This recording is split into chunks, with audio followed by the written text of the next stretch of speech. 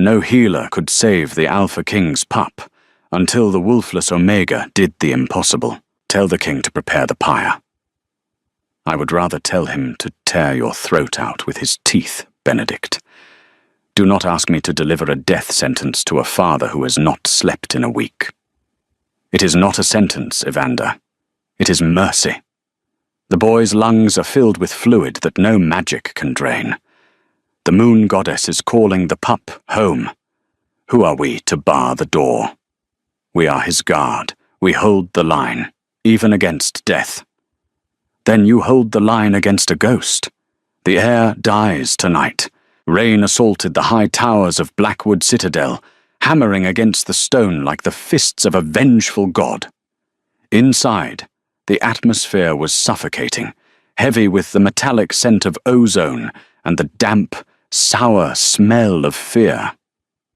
Aveline moved through the servants' corridors like a shadow detached from its caster. In a kingdom ruled by shifting beasts and raw power, being wolfless was a curse that rendered her invisible. To the high-born wolves, she was nothing more than furniture, a peculiar genetic defect, an omega born without a wolf spirit, without a scent, and therefore without worth. But invisibility had its privileges. It allowed her to hear things she shouldn't. She balanced a silver tray of untouched venison broth, her knuckles white against the metal. The corridors were unusually empty of guards. They were all congregated near the royal wing, their golden armor dull in the flickering torchlight. Lord Benedict says it is a blood curse, a maid whispered, pressing herself into an alcove as Aveline passed, sent by the northern covens. Benedict says a lot of things when the king isn't listening, another servant muttered back, scrubbing a spot of soot from the floor. I heard the pup turned blue, like ice. Aveline's eyes narrowed, but she didn't slow her pace. Blue. Not the grey of death, but the blue of oxygen deprivation. She reached the heavy oak doors of the royal wing. This was as far as she was supposed to go. She was to hand the tray to the guard, bow her head, and retreat to the scullery to scrub pots until her fingers bled. That was the life of a wolfless, but the doors were slightly ajar. Through the gap, she saw him. Cedric Fairhaven, the Alpha King. He did not look like the monarch depicted in the tapestries in the great hall, imperious, golden-haired, and untouchable. He looked ruined. He sat in a chair beside the small canopy bed, his head in his hands. His shirt was unbuttoned at the collar, revealing the tense cords of his neck. Even from this distance, the sheer, radiating power of his grief made the air ripple. It was a physical weight pressing against Aveline's chest. Beside him stood Benedict Silverthorn, the high healer, clad in robes of crushed velvet. Benedict was a man of sharp angles and soft words, a viper wrapped in silk. "Sire," Benedict purred, placing a hand on the king's shoulder. "The herbs from the east have failed. The chanting has failed. The pup's spirit is too weak to hold the shift. If he were a strong alpha..." "He is 5 years old." Cedric's voice was a low growl, vibrating through the floorboards. He didn't look up. "He is not supposed to be strong. He is supposed to be alive. Nature culls the weak, my king. It is the old way." Aveline felt a spike of cold rage in her gut. She knew that tone. It was the same tone the pack elders used when they looked at her, the dismissal of anything that didn't fit their mold of perfection. She looked at the child in the bed. The boy, Prince Silas, was small, his skin waxy and pale. But it was the sound of his breathing that stopped Aveline's heart. It wasn't the rattle of a curse. It was a whistle, high-pitched, mechanical. She had heard that sound before, years ago, in the lower villages where the wolves didn't go, where the humans lived and died by diseases the shifters ignored. She stepped forward. The movement was slight, but for an Alpha King on the edge of madness, It was a thunderclap. Cedric's head snapped up. His eyes were gold, burning with a feral intensity that usually sent grown warriors to their knees. "Who is there?" he barked. Evander Ravenhill, the captain of the guard, materialized from the shadows near the door, blocking Aveline's path. His hand went to the hilt of his sword. "Just a servant, sire. Bringing the broth. I will remove her." "Wait," Aveline said. Her voice was quiet, but it didn't shake. Evander looked down at her, surprised. Wolfless Omegas did not speak to captains, and they certainly did not speak to kings. "He isn't cursed," Aveline said, looking past the guard, locking eyes with the king. "And he isn't weak. He's drowning." Benedict turned, his lip curling in a sneer. "Remove this creature, Evander. She pollutes the air with her mediocrity." I said, "Wait." Cedric stood up. He was massive, filling the room with his presence. He walked toward the door, ignoring Benedict. He stopped inches from Evander, looking over the captain's shoulder at Aveline. "What did you say?" Cedric asked. His voice was dangerous, a coiled spring. "Your son," Aveline said, clutching the tray tighter. "He's drowning on dry land, and if you let that man keep feeding him fire root and magic, he will be dead by sunrise." The silence that followed was absolute. Even the storm outside seemed to pause, holding its breath. "Insolence!"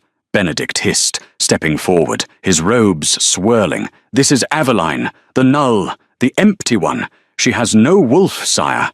She has no connection to the magic of our kind. She cannot possibly understand the metaphysical complexities of an alpha heir's transition. I understand that a throat closed by swelling needs air, not chanting." Aveline shot back. She didn't know where the courage came from. Perhaps it was the sight of the boy, so small in that massive bed. Perhaps it was the exhaustion of being invisible for 24 years. Cedric stared at her. He sniffed the air, searching for her scent, for her motive. But Aveline was a void. She smelled only of rain and dried lavender from the laundry. It clearly unnerved him. "Let her in," Cedric commanded. "Sire," Benedict protested. "She is unclean." I said, "Let her in." Cedric's growl dropped an octave, causing the glass in the windows to rattle. "If she is wrong, Evander can throw her from the parapet. But if she is right, I will hear her." Evander stepped aside, his expression unreadable, though his eyes lingered on Aveline with a mixture of pity and curiosity. Aveline set the tray down on a side table and approached the bed. Up close, the smell was overpowering. Sickness, sweat, and beneath it all, the cloying, sweet scent of the incense Benedict had been burning. She knelt beside the boy. Silas was sweating profusely, his chest heaving with the effort to pull in shallow breaths. His lips were tinged with violet. "Don't touch him, girl," Benedict warned, hovering like a carrion bird. Aveline ignored him. She placed her hand on the boy's neck. His pulse was racing, thready and frantic. She looked at the bedside table. A bowl of crushed herbs sat there. Fire root, wolf's bane, in small doses for strengthening, and crushed moon bloom. "You're giving him fire root to stimulate his wolf," Aveline said, looking up at Cedric. "You think his wolf is failing to manifest, so you're trying to force the shift." "It is standard procedure," Benedict said icily.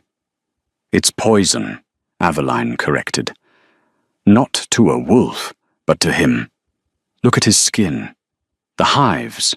She pointed to the faint, raised red welts along the boy's hairline, obscured by sweat. "He's allergic. His body is rejecting the stimulant, and the swelling is crushing his windpipe." "An alpha allergic to fire root?" Benedict laughed, a dry, cracking sound. "Impossible. It is the source of our strength." "He is 5, Aveline said, her voice turning fierce. "He is a child before he is a wolf. You are treating the beast and killing the boy." Cedric was beside her in an instant. He touched the welts on his son's neck, his fingers trembling slightly. The king looked at Aveline, and for a second, the mask of the Alpha slipped, revealing a terrified father. "What do we do?" Cedric asked. He didn't ask his high healer. He asked the Wolfless servant. "Stop the fire route immediately," Aveline ordered, slipping into the pragmatic mode she used when tending to the castle's horses or the kitchen staff who couldn't afford a healer. "We need to reduce the swelling. I need willow bark, cold compresses, and—" She hesitated. "I need honey mixed with silver needle tea. It counteracts the toxin in the throat."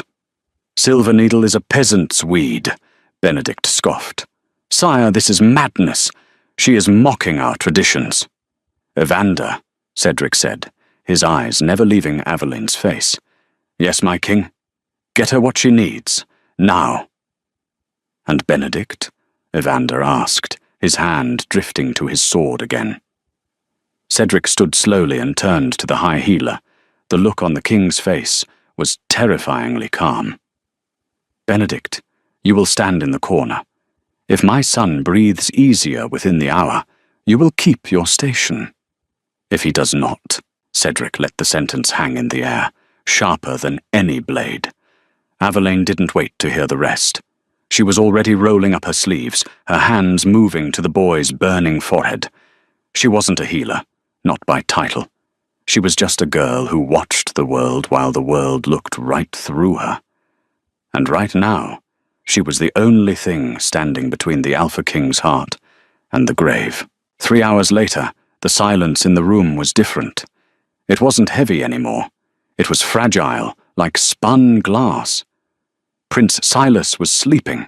The terrifying whistle in his breath had smoothed into a soft, rhythmic intake of air.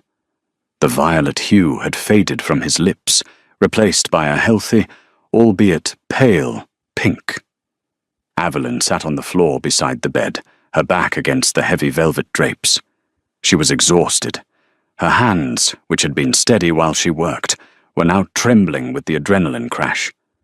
Cedric stood by the fireplace, staring into the flames. He hadn't spoken in an hour. He had simply watched her crush the willow bark, watched her spoon the tea into his son's mouth, watched her soothe the boy with whispers that had no magic in them, only comfort. Benedict had been dismissed an hour ago, sent away with a glare from the king that promised a reckoning later. Evander remained posted at the door, a silent sentinel. "You saved him," Cedric said. He didn't turn around. "The tea saved him," Aveline corrected softly. "I just knew which jar to open." Cedric turned then. The firelight caught the sharp angles of his face. High cheekbones, a jaw capable of violence, and eyes that were pools of molten gold. He walked toward her, and Aveline fought the urge to scramble to her feet and bow. She was too tired for protocol. He stopped in front of her. He towered over her seated form. "Why did you risk it?" he asked. "If you had failed, Benedict would have had you executed for interfering with a royal heir." "He was dying," Aveline said simply. "Does there need to be another reason? In this court? Always." Cedric crouched down. It was a shocking breach of hierarchy. Alphas did not crouch before Omegas, especially wolfless ones. He was close enough that she could smell him now. Cedar wood, rain, and the metallic tang of power. "You have no wolf," he observed, his voice lower, intimate. "No, sire. And yet you saw what the High Healer could not. You saw the boy, not the legacy." Cedric tilted his head. "Who are you, Aveline?" "I am nobody, sire. Just a maid. Do not lie to me," he rumbled softly. "Nobodies do not look kings in the eye and give orders." Suddenly, the doors swung open. A woman swept in, followed by a gust of cold hallway air. She was beautiful in a sharp, predatory way, with hair like polished obsidian, and eyes that scanned the room with calculation rather than concern. Callista, the daughter of the Northern Alpha, and the woman the council was pushing Cedric to take as a mate to secure the borders. "I heard the cry goes up," Callista said, her voice smooth, feigning distress. "Is the little prince? Has he passed?" She looked at the bed, and for a fleeting second, Aveline saw a flash of disappointment in Callista's dark eyes, before it was masked by a performance of relief. "He lives," Cedric said, standing up and putting distance between himself and Aveline. "Thanks to this one." He gestured to Aveline. Callista's gaze landed on Aveline like a physical blow. She sniffed the air, her nose wrinkling. "The Wolfless girl, the one who washes the linens." She laughed, a sound like breaking ice. "Cedric, surely you jest. You let a defect touch the air." "That defect saved his life while your recommended physicians chanted useless rhymes," Cedric said coldly. Callista stiffened. "I only sought to help, my king. Benedict is the best in the realm." "Benedict is a fool, or worse." Cedric's eyes narrowed. "And I am done with fools." He looked back at Aveline, who was trying to merge with the shadows of the drapes again. "Aveline," Cedric said. It was a command. "Yes, sire." "You are relieved of your duties in the scullery. As of tonight, you are the governess of the prince. You will oversee his recovery. Nothing, food, medicine, or visitor, touches him without your approval. Not even me." The room gasped. Evander shifted his stance. Callista looked as though she had been slapped. "Sire," Aveline stammered, standing up. "I cannot. I have no standing. The court will eat me alive." "Let them try," Cedric said, a dark promise in his voice. He took a step closer to her, invading her personal space, claiming the air around her. "You saved my son when I could not. That makes you the most dangerous person in this castle, Aveline, because you possess the one thing they lack." "And what is that?" she whispered, her heart hammering against her ribs. "Sight," Cedric said. "You see the truth. And I need eyes that can see in the dark." He reached out, his hand hovering near her chin, almost touching her. The air between them crackled, not with the instant snap of a mate bond, but with something slower, heavier. A curiosity. A challenge.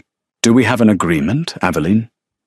She looked at Callista, whose face was twisted in a mask of beautiful hatred. She looked at Evander, who gave her a subtle, almost imperceptible nod. And then she looked at the boy sleeping peacefully in the bed. "I will keep him safe," Aveline said, "but I do it my way. No magic, no politics." "Your way," Cedric agreed. "But be warned, little Wolfless. You have stepped out of the shadows and into the sun, and the sun burns." Aveline held his gaze.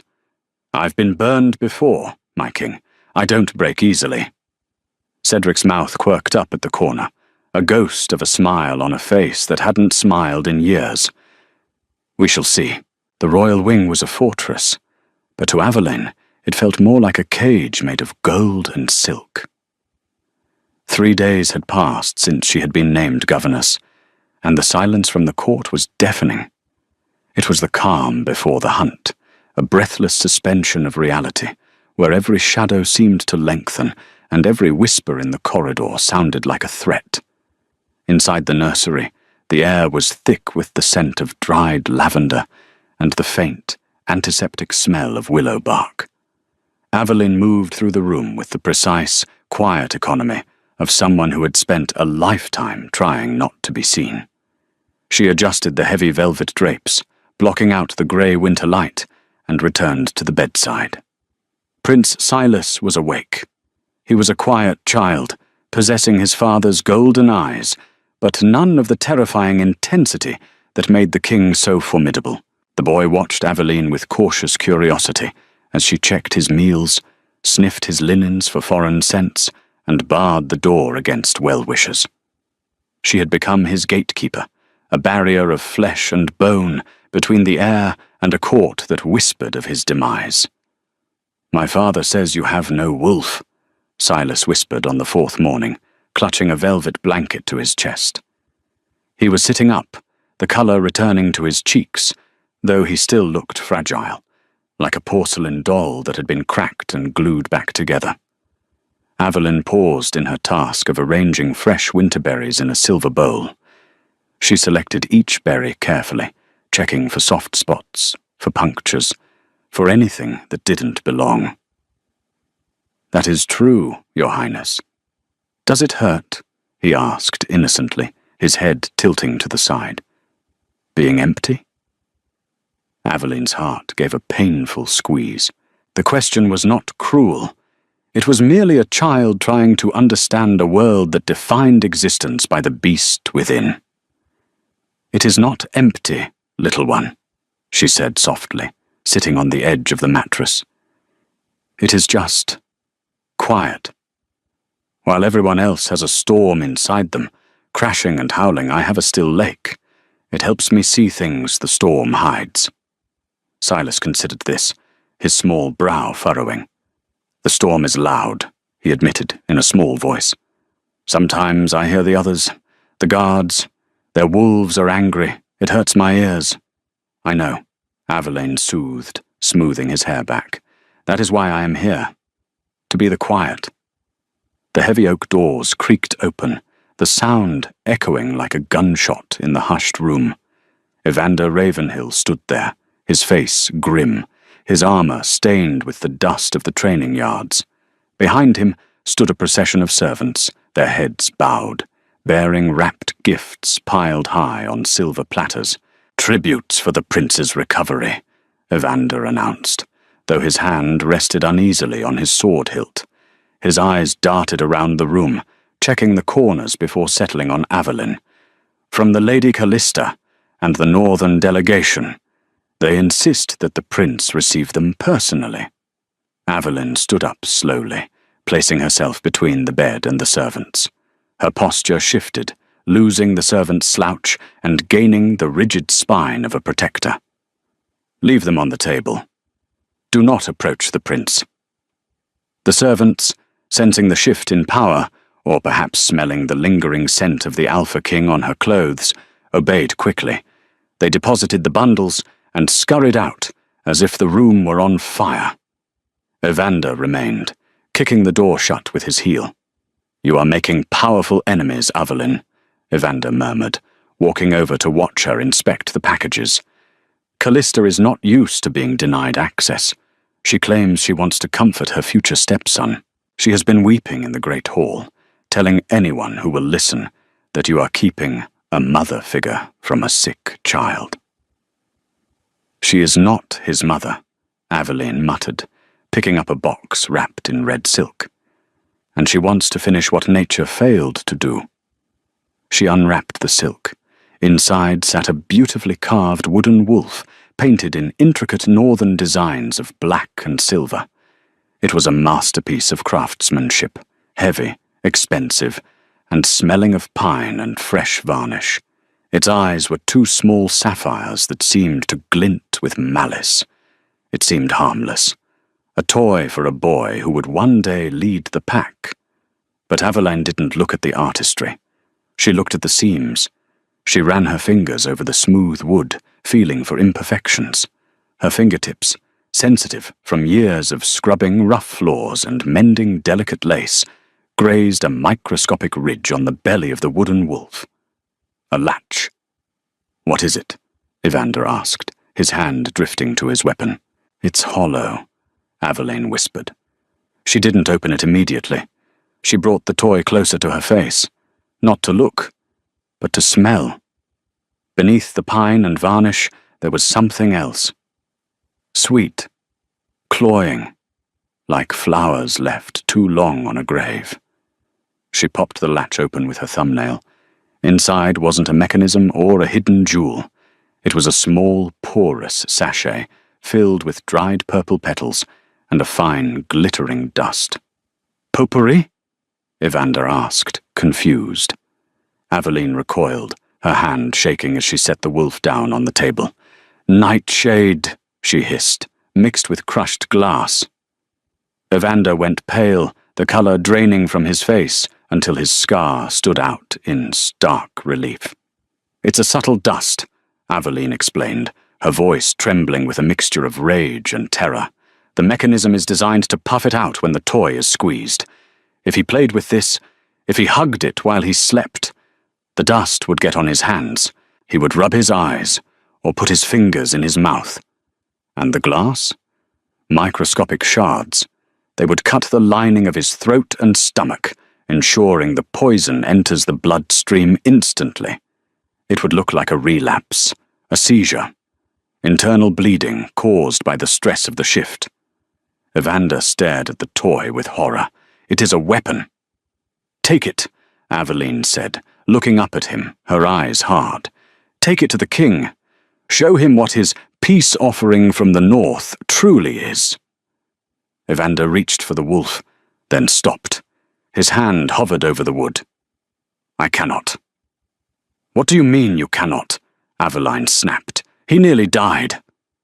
If I take this to Cedric, Evander said, his voice dropping to a harsh whisper, he will kill Callista. He will tear her apart in the Great Hall. And then the Northern Alpha, her father, will declare war. We are not ready for war, Aveline.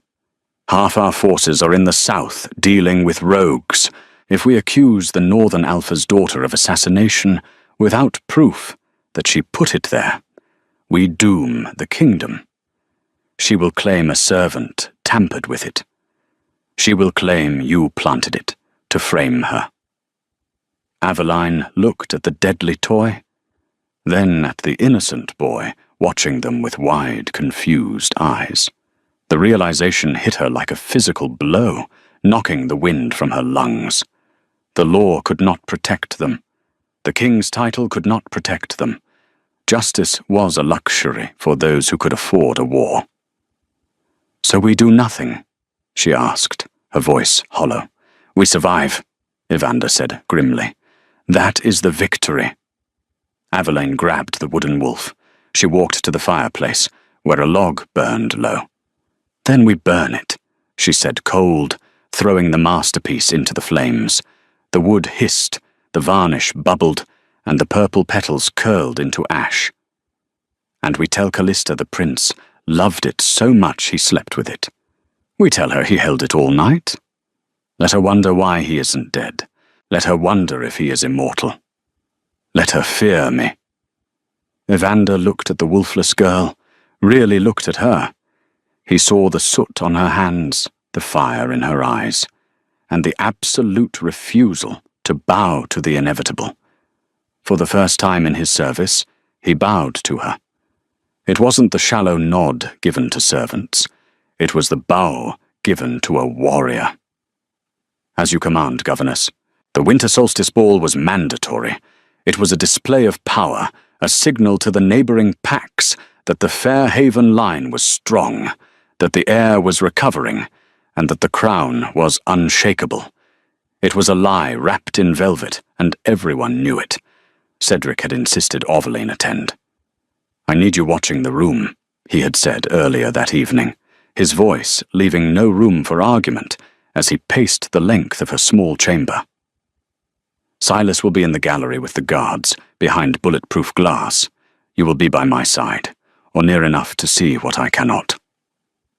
Now, standing in the shadows of the great hall, Aveline felt exposed. She wore a gown of deep midnight blue, a colour Cedric had chosen. It was simple compared to the elaborate, gem-encrusted dresses of the high-born she-wolves, but the silk clung to her frame, liquid and cool against her skin, making her feel both armoured and naked. The neckline was modest, but the back plunged low, exposing the skin where a pack mark should have been, but wasn't. The music was loud, a primal drumming that synced with the heartbeats of the shifters. The air was thick, almost viscous, with pheromones, dominance, desire, aggression, musk. To a wolfless it was overwhelming, a sensory assault that made her head swim.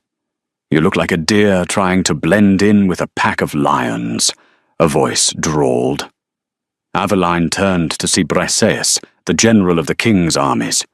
Briseis was a towering woman, built like a mountain, with scars running down her bare arms and eyes like flint. She held a goblet of wine like a weapon. She was one of the few who hadn't sneered at Aveline's promotion. She respected survival, and Aveline was nothing if not a survivor. "Lions are lazy," Aveline replied, forcing her voice to remain steady as she scanned the crowd. "These are wolves. They hunt for sport." Briseis laughed, a sharp bark that made several nearby courtiers jump. "You have a tongue on you. Good, you'll need it.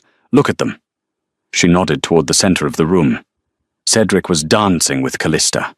It was a political waltz, a battle of wills disguised as movement. Callista looked radiant in crimson, a splash of blood against the grey stone of the hall. Her body was pressed flush against the king's, her movements fluid and predatory. She whispered something in his ear, her lips brushing his jaw, her hand trailing down the front of his doublet. Cedric's expression remained stone, a mask of regal indifference, but his muscles were coiled tight.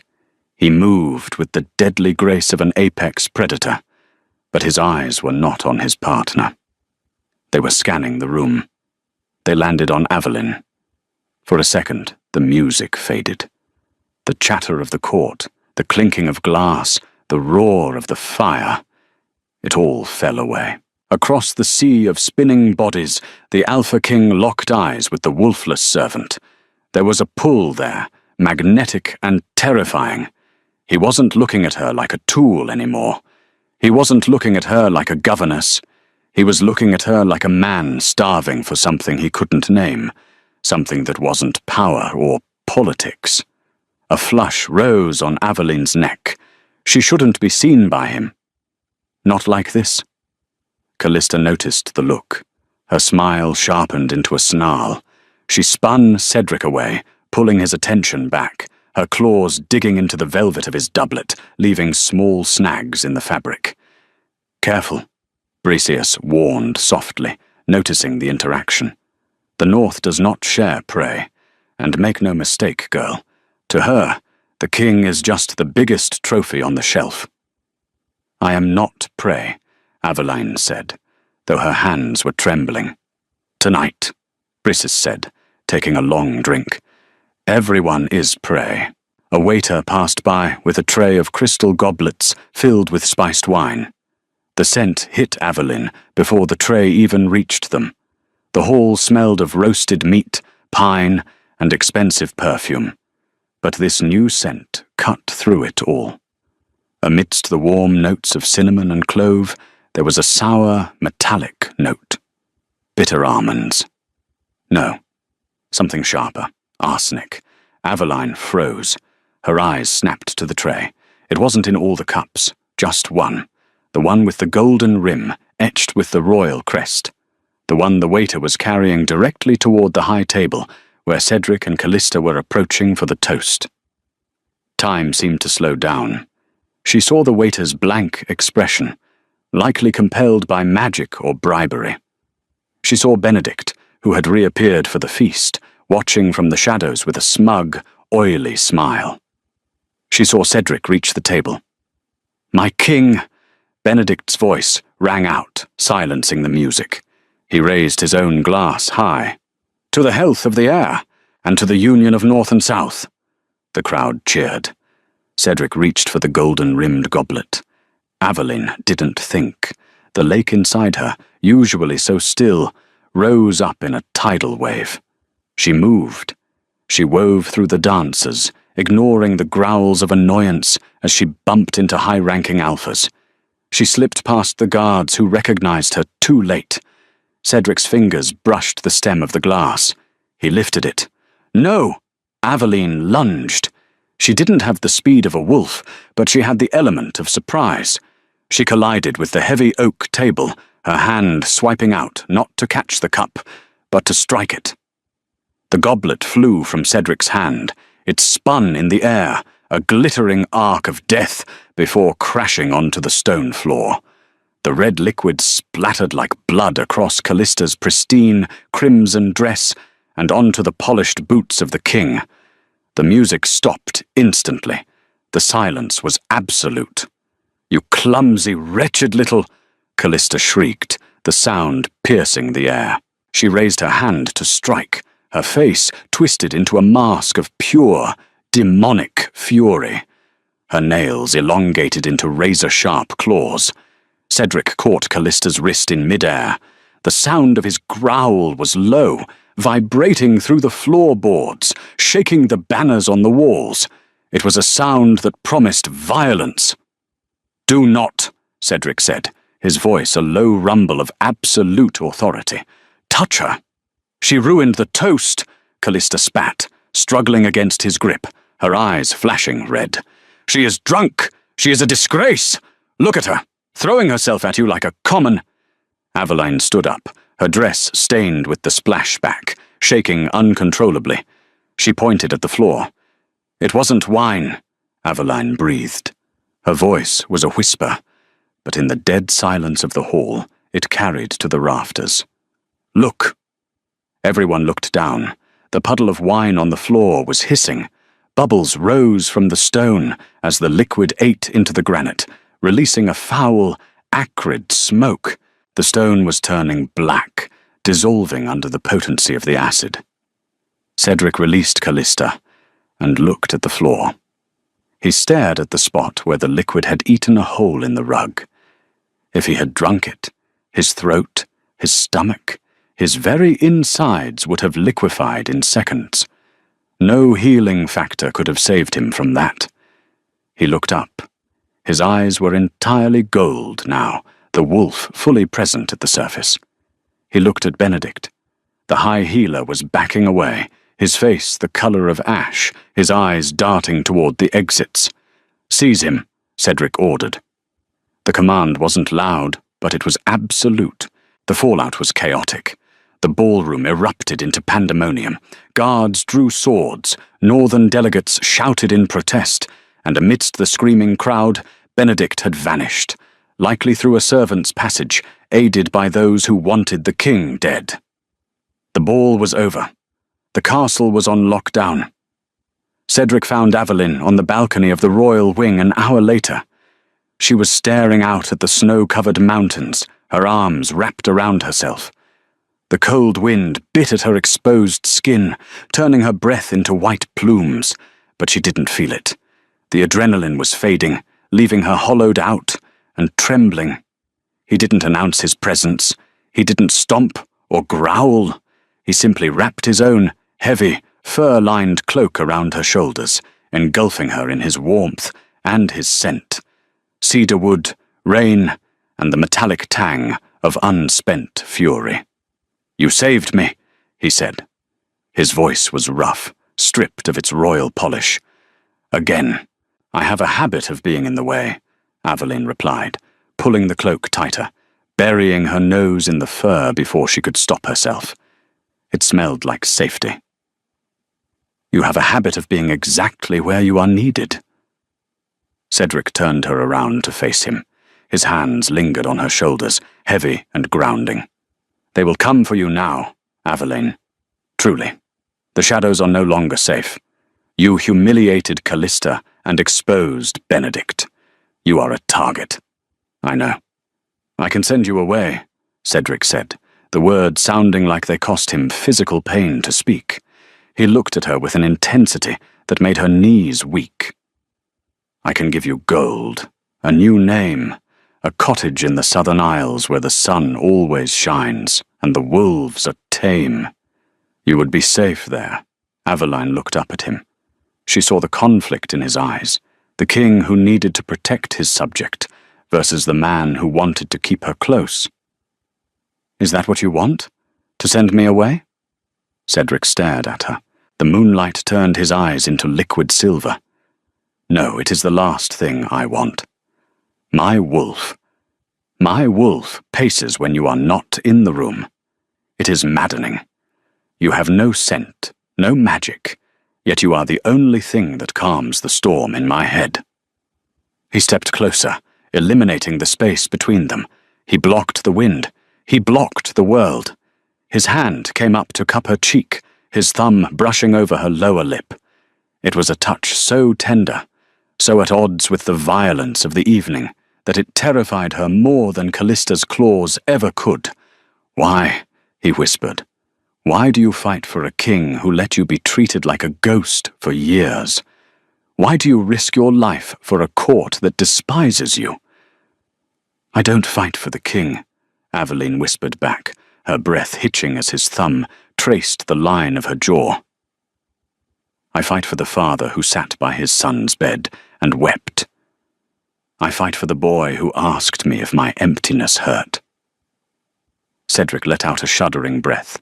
He leaned his forehead against hers, closing his eyes. "I am trapped, Aveline. The Council demands a mate. They demand an alliance with the North to prevent war. They say I need a queen with strong magic to balance my own. Callista is the price of peace." "Peace bought with poison is no peace at all," she said fierce, gripping the lapels of his coat. "She brought a weapon into your son's nursery, Cedric. She tried to melt your throat. That is not a wife. That is an executioner." "I know, but if I refuse her now, without proof that links her directly to the attempt, the Northern Pacts will march.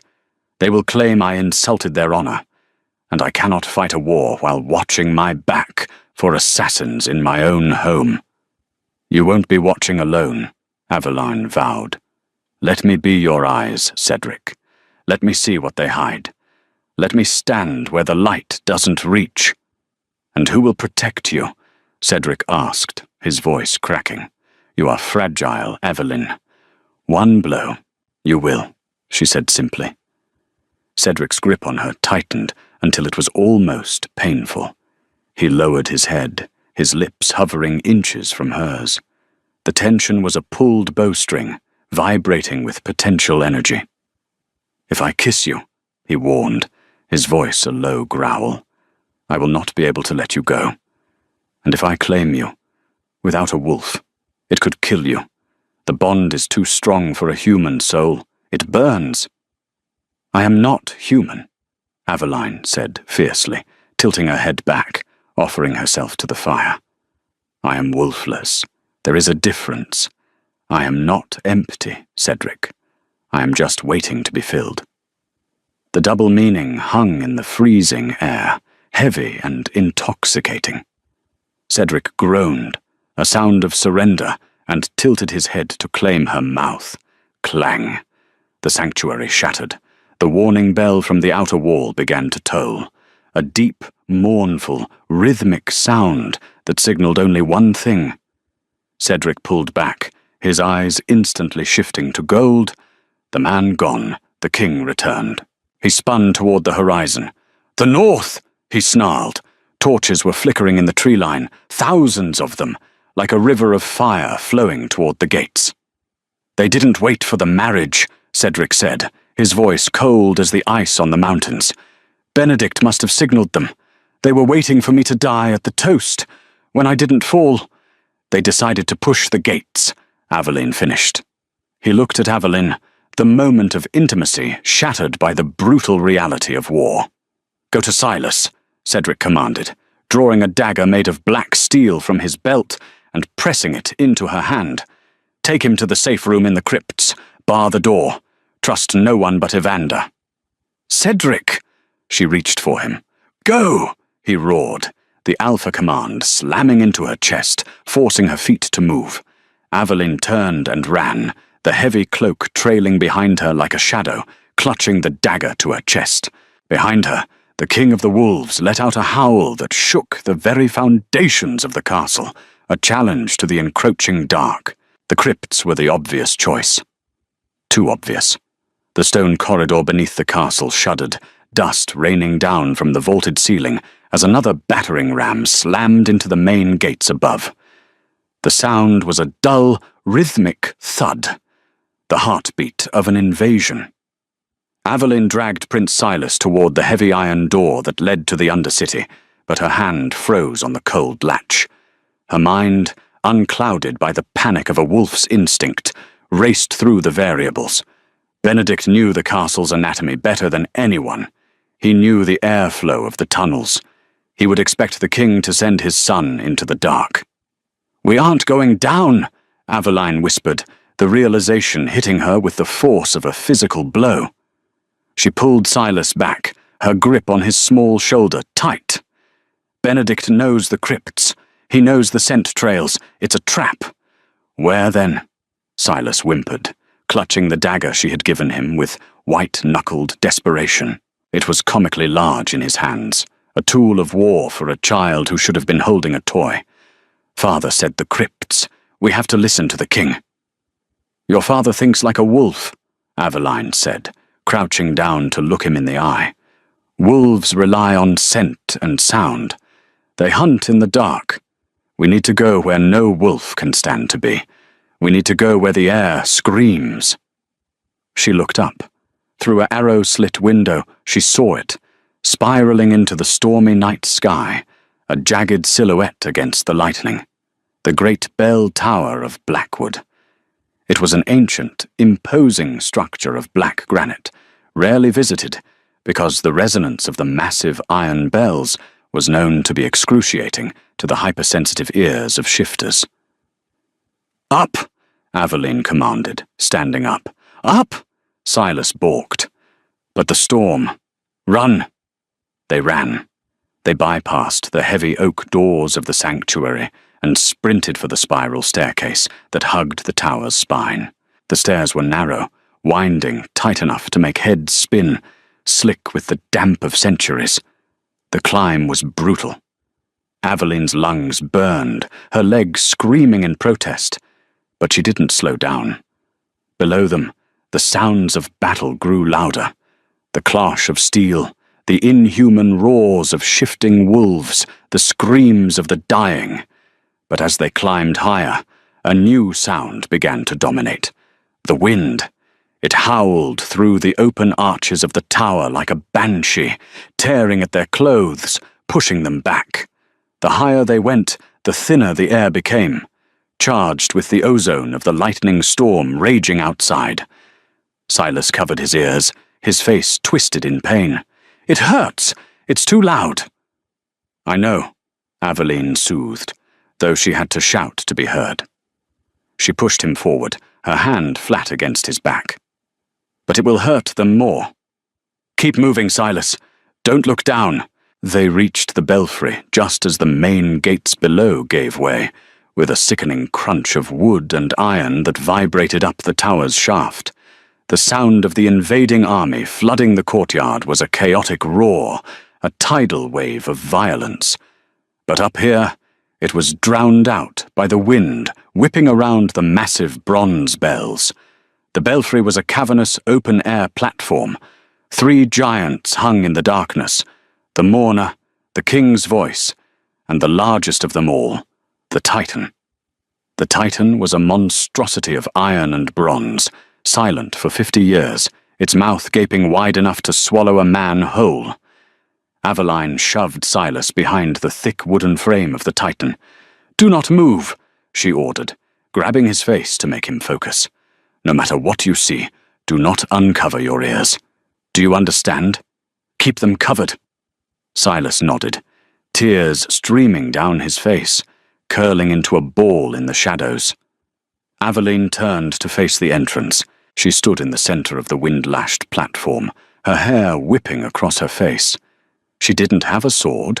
She didn't have magic. She just had a theory and the desperate hope that biology was on her side. She didn't have to wait long. The heavy oak door to the belfry flew open, torn from its hinges with a splintering crash. It skidded across the stone floor, stopping inches from Orvalane's feet.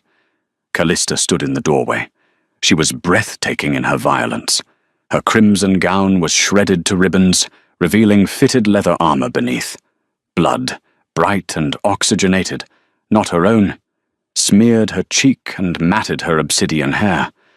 She was panting, her chest heaving, steam rising from her skin in the cold air. But it was her eyes that froze Aveline's blood. They were glowing, a luminescent, hateful red. "Clever!" Callista shouted over the wind, stepping onto the platform. She winced immediately, her ears flattening against her skull as a gust of wind whistled through the bronze arches, creating a high-pitched harmonic. Hiding him in the headache box, I tracked his fear all the way up the stairs. It smells like sour milk. "Step back, Callista," Aveline warned. She stood unarmed, her hands loose at her sides, forcing her breathing to remain even. "Or what?" Callista sneered, stalking forward. Her fingers twitched, and with a sickening crack, her nails elongated into razor-sharp claws, dripping with gore. She scraped them against the stone floor, sending sparks flying. "You will scrub me to death? You will fold me like a bedsheet? You are nothing, Aveline. A genetic mistake. A blank page in a book of legends. You don't even have the grace to be afraid." "I am terrified," Aveline admitted, her voice steady, her eyes locked on the predator. "But I am not helpless." Callista lunged. She moved with a blur of speed that the human eye could barely track. But Aveline didn't try to dodge the wolf. She dodged the air. She dropped flat to the ground, rolling toward the center of the room where the thick ropes of the bells dangled. Callista's claws raked the air where Aveline's throat had been a second before. The she-wolf spun around, snarling, but the wind was confusing her senses. The sheer altitude and the whistle of the air were disorienting her inner ear. "Stop running!" Callista screamed, leaping again. Aveline grabbed the heavy hemp rope of the Titan. She didn't have the strength to ring it properly. It took 3 men to sound the toll. But she didn't need to ring it. She just needed to wake it up. She threw her entire body weight against the clapper, swinging the heavy iron ball inside the bronze casing. Clang! It wasn't a sound. It was a physical blow. The Titan let out a metallic shriek that vibrated through the very marrow of their bones. Aveline gritted her teeth, the noise rattling her skull. But for Callista, it was agony. The she-wolf screamed, clamping her hands over her ears, falling to her knees. To a shifter, whose hearing was 10 times sharper than a human's, the sound was like a spike being driven into the brain. "Silas, stay down!" Aveline yelled, though she couldn't hear her own voice. She swung the clapper again, and again. Goong! Goong! The sound waves were visible in the dust, rippling the air. Callista was writhing on the floor, blood trickling from her nose and ears. Her wolf was panicking, trying to force the shift to escape the pain, but the sonic assault was scrambling her focus. She was trapped between forms, bones snapping and reforming, fur sprouting and receding. "Make it stop!" Callista wailed, clawing at the stone floor until her nails broke. "Surrender!" Aveline shouted, her own ears ringing, her vision blurring from the vibration. "Never!" Callista snarled. With a burst of desperate, maniacal strength, she forced herself to stand. She ignored the pain, ignored the bleeding ears, and charged. She hit Aveline hard. The impact knocked the wind out of Aveline. They tumbled across the stone floor, dangerously close to the open archway, and the 1,000-foot drop below. Callista's hands were around Aveline's throat, squeezing. "I will tear your throat out," Callista hissed, her eyes rolling back in her head. Aveline couldn't breathe. Black spots danced in her vision. She reached out blindly, her hand finding a loose iron pin from the bell's maintenance rig lying on the floor. She didn't stab Callista. She didn't have the angle. Instead, Aveline jammed the iron pin into the groove of the floor and leveraged her legs against Callista's stomach. "Fly," Aveline choked out. She kicked. Unbalanced and disoriented by the noise, Callista flew backward. She flailed, her claws scraping for purchase on the wet stone. But there was nothing to grab. She went through the archway. There was no scream. The wind took it. Just the silent disappearance of the threat into the abyss of the night. Aveline collapsed, gasping for air, her throat bruised and burning. The Titan hummed above her, the vibrations slowly dying down, leaving a ringing silence that was almost louder than the noise. The dawn broke grey and cold, illuminating the smoke rising from the battlefield. Cedric found them an hour later. He limped up the stairs, his golden armor dented, his sword chipped. He expected to find bodies. He expected to find silence. What he found was his son, asleep in the corner, wrapped in a curtain, and Evelyn sitting against the wall beneath the massive bell, staring out at the sunrise. Her neck was purple with bruises, and her hands were raw from the rope. "Evelyn," Cedric breathed, dropping his sword. She looked at him. Her hearing was still muffled, but she saw his lips move. She smiled weakly. "Did we win?" Cedric crossed the distance in 2 strides and fell to his knees before her. He didn't care about the dirt or the blood.